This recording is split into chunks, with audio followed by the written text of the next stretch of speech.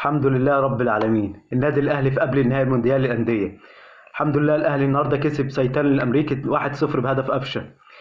النادي الاهلي هيقابل ريال مدريد. النادي الاهلي نادي القرن الافريقي هيلاعب ريال مدريد نادي القرن الاوروبي. مباراه في نصف نهائي كاس العالم للانديه. مباراه من بدايه كاس العالم للانديه وكل جمهور الاهلي كان بيحلم بيها. الحمد لله هيتحقق الحلم. الحمد لله هنلاعب ريال مدريد.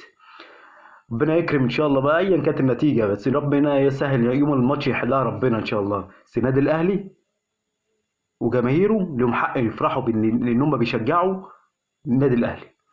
فخر افريقيا كلها. افريقيا من أنا مش عارف بجد، افريقيا من غير النادي الاهلي كان هيبقى حالها عامل ازاي؟ افريقيا من غير النادي الاهلي كان هيبقى حالها عامل ازاي؟ ثلاث كؤوس عالم للانديه ورا بعض.